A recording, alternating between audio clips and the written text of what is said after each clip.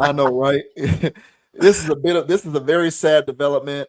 Um, I try to root for this guy. I really do. I try to root for him. He's making it hard for me to do that though. Malik Beasley, who just came off of his best season as a pro, playing for the Pistons, who I predict are going to be one of the two best teams in the East next year, is now being investigated for gambling and influencing NBA prop bets. This is probably the worst thing that can happen to somebody who's an active player. It doesn't really get much worse than that. And he's a free agent. He was currently, well, I believe that like he had a deal in place with the Pistons, an extension. Mm-hmm. And that has, of course, been pulled due to what's going on with him currently. So this says Malik Beasley reportedly under investigation for alleged NBA gambling prop bets. NBA player Malik Beasley is reportedly being investigated for allegedly gambling on NBA games. ESPN's Shams Charania reports that the U.S. District Attorney's Office is looking into allegations of gambling related to NBA games and prop bets. So there's Shams' tweet. The U.S. District Attorney is investigating Detroit Pistons guard Malik Beasley on allegations of gambling related to NBA games and prop bets. Sources told ESPN serious development surrounding one of the top NBA free agents. Beasley's attorney, Steve Haney, responded to the allegations in a statement to ESPN and stressed that the NBA player has not been charged with anything. An investigation is not a charge. Malik is afforded the same right of the presumption of innocence as anyone else under the U.S. Constitution. As of now, he has not been charged with anything. Uh, News about Beasley's allegations comes amid his serious talks with the Detroit Pistons about a 3-year, $42 million contract to bring him back. According to ESPN sources, the talks are now paused, presumably due to the allegation. Last season, Beasley averaged 16 a game, and he actually played. Let's see, points per game across the 82 game series. Okay, it didn't say. I thought it said he played all 82 games, but it just said that's just the amount of games in a season. Last year, Jonte Porter pleaded guilty for his involvement in a betting scheme. In March 2024, the NBA announced that it was investigating prop bet irregularities surrounding a game where an unusually large number of prop bets were placed on Porter. In the game, he played for 4 minutes before being ruled out for the rest of the game because of a re-aggravated eye injury. DraftKings Sportsbook discovered that the biggest money winner on early props that night were unders for Porter's three pointers. So Jonte Porter is the brother of Michael Porter Jr., I believe, and I believe he received a permanent NBA ban for that. I'm pretty sure I remember that from last year.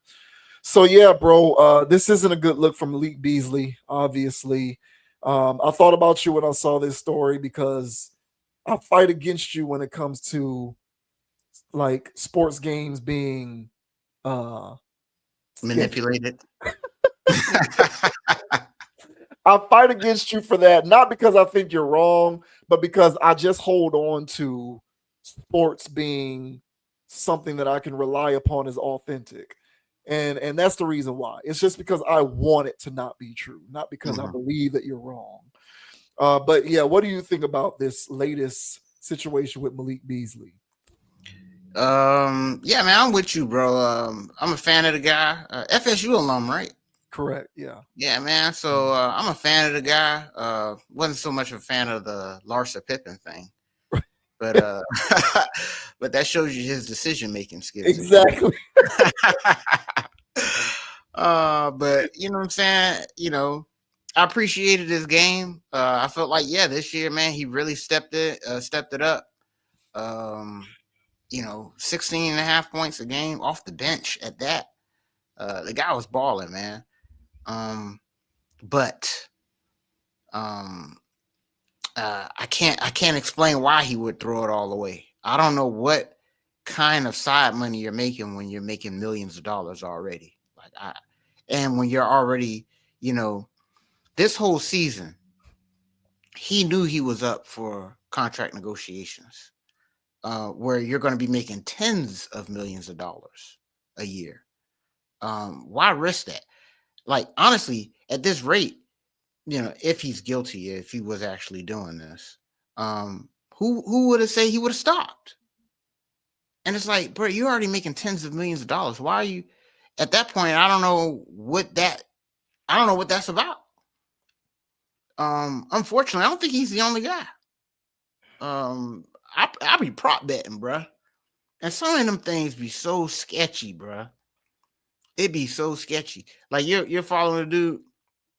I mean, the prop is, I don't know, 9.5 points. And it's like, okay. I mean, first quarter, the bastards got 7. I'm like, oh, that was clean. I'm about to rake this in. And second quarter goes by, third quarter gets into foul trouble or something weird. I don't know. I'm just looking. I'm like, bro, you still on 7? I come back third quarter, you still at 7? You know what I'm saying? Fourth quarter, he hits a regular layup. He's got 9. He ends the game at 9. I said, bro, you had 7 points in the first 4 minutes. What the hell's going on? It's a lot of that. It's a lot of that. NFL too, man. NFL too, man. So I'm not limited to just basketball. Basketball, they're the ones that's really like, honing in on this, but I'm not limited to basketball or football. All right. So it's probably spanning across all sports. Why are these guys doing it? I have no idea, but guys taking dives for gambling reasons is nothing new in athletics. Hell, man, I don't know where I used to hear these things, or I don't know if it was like TV shows or something where, the goons will come up to the guys, that playing basketball, and it was like, hey, man, you got to take a dive in this game, or you got to sell the game, and the person will have to sell the game, or or they were in on the mob was going to beat them up with it. That's been going on, I would say, in sports for a lot. Yeah. It's not every athlete, it's not every team, but it happens for people who get in with that, And so, for whatever reason, Malik Beasley making, I'm pretty sure he's making tens of millions of dollars as of late. I mean, just jeopardizing $42 million. Well, I mean, what an easy bag. For what? $20,000 prop bet. It's ridiculous. It's so stupid, man. So, but unfortunately, man, I don't think this is rare. I think this is more common than people would like to think. And he's the biggest name so far. Now, normally they'll just muck around with a Jonte Porter, or, and some other names or whatever. Or hell, the NFL, who they suspended Calvin Ridley for a whole season, I think, for just having an account or making some side, but they didn't get in too deep with it. But it'll happen over there too. So these guys are taking chances that I just don't understand. The entire internet is pulling up clips with him just staying stagnant on defense. Some real sus play. Right. Now everything is up for debate. Yeah, man. So I'm just telling you right now, there's going to be a lot more people watching nowadays because there's a lot of people who prop bet. Myself included, and I know there's a lot of people that be upset about their parlays because some sketchy stuff be going on. So trust and believe, man. If there's some type of hotline that us gamblers can call, say, hey, man, investigate this bastard because I think he's taking a dive. Yeah, man, because we need to report these guys. But hey, man, with the evolution of sports books and everything like this, there's going to be even more of an intense microscope on these guys. But what are your thoughts, man, on Mike Beasley running around here potentially jeopardizing it all by gambling on his own games? I hope he's innocent of all of it. I do. I have bagged on Malik Beasley from time to time for his aforementioned questionable decision making, specifically with respect to Larsa Pippen. But I root for him. Florida State, of course. Florida State, previous star at FSU. I'm an alum. I usually root for the Florida State athletes, and so I don't want to see him fail. But this isn't a good look.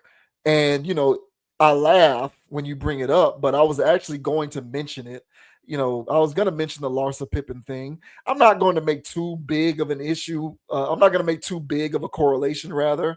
But I will say that, I felt as though him getting with Larsa Pippen was a reflection of his suspect decision making Yeah. habits.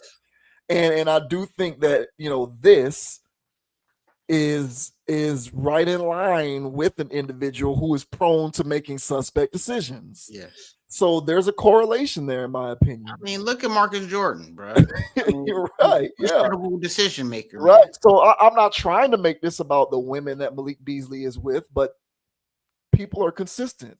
Mhm. And your decision making shows itself in different contexts. Mhm. One of them being who you choose to be with, and another one being whether you choose to actively gamble on games in the sport that you play in. If you choose to do that, I don't. It's a questionable, shaky decision. This I don't like this just from a sports fan standpoint. Sports is like the last vestige for me. Um, I've given up everything else. Entered. I'm no longer. I no longer have the connection to music that I once had. I no longer have the connection to television that I once had. I Yes. no longer have the connection to movies that I once had. Yeah, man. Um, Yeah. I don't play video games anymore. I stopped doing that. I no longer have the connection to gaming that I once had. The only thing that I really have left is sports. And it's because that's the only thing that I have left that I hold on to dear life. And I sort of balk at the idea that the sanctity of my sports is being compromised. Even though deep down inside, I do know that that is true. I just don't want to acknowledge it out loud because I feel like if I acknowledge it out loud, I'd be actively giving up at that point. Yeah, man. Give it up. Give it up, bro. It's the last thing I got left, man. It is, and this hurts me because it perpetuates the notion that ain't nothing out here sacred anymore. Nothing sacred. Mhm. And there's always been weird, shaky stuff going on with sports. I'm well aware of Tim Donaghy and people like Pete Rose. Like, I get it. There's always been weird stuff going on, but you were always able to cast those things off as rogue agents. Mhm. Now I kind of feel like rogue agents are less rogue now. It's more so becoming a commonplace theme where people are just doing this kind of stuff, compromising the integrity of the sport. And that's kind of what bothers me, man. And yeah, I was going through the list and I was looking through. Calvin Ridley was suspended for an entire season in 2022 for betting on games. Yep. Jamison Williams, who's a great Right. player, Right. was suspended for 6 games for betting on games. Yep. And so, you got a lot of this stuff going on, bro.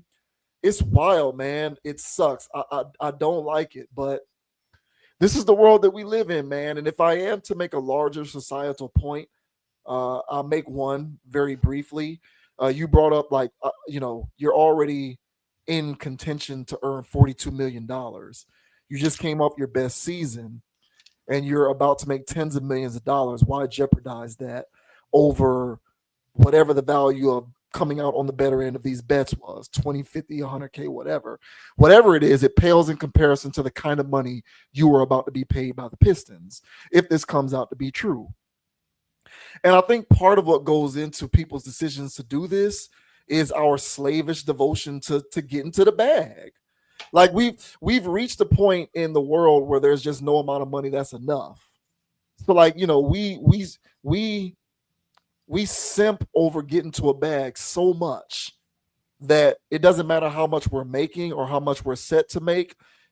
It's just not enough. And we can't pass up the opportunity to get just a little more cheese put on the taco because we just got to get more and more and more and more and more and more because there's just no bag that's big enough so that these guys can continue to do whatever they do. Well, I'm not trying to speculate on their respective lifestyles or what they want to do with the money. I can guess if I want to, but I'll leave it short of saying that we really have sold our souls to the proverbial devil when it comes to the pursuit of the bag. And I think this is emblematic of that because you can be somebody who's about to make $42 million on a 3-year deal What's the math on that? What's that? 18 million a year? What's the math on 42 million over 3 years? Let me get it. Right? Like that's a decent amount of money per year. 14? It's something like that, yeah. So you know, Yeah, 14. 14, yeah, Yeah. man, 14 million a season, bro. But like I said, we've sold our soul to the proverbial devil, and that devil is the bag. And when you've done that, you've written you've etched your name in blood on that stone. No amount of money is enough, and there's no check that's big enough, and there's no bet that's beneath you, in order to continue to keep having the money come in. So, there is no answer to this because I feel like we're just going to continue to have this slavish, blind devotion to the bag. But that's just pretty much what I peel away from it. I hope it's not true, but it doesn't look good for them. Yeah, man. I probably asked you this before. Did you see Fight Club, bro? Yeah, with Okay, Brad man. Pitt, Fight Club with Brad Pitt Yeah, man. movie. Yeah, Awesome movie, bro. Love that yeah, movie, man. yeah, And one of the most powerful quotes, man, in there, man. He said, "The things you own end up owning you." And he said, "It's only after you lose everything you're free to do anything, bro." And one thing about it, bro, you not being in the video games no more, movies, music, and you're holding on to special last thing, man. That was old boy's apartment he was holding on to. And then when it blew up, Brad Pitt was like, "Ah, shit, man, now it's all gone." Yeah.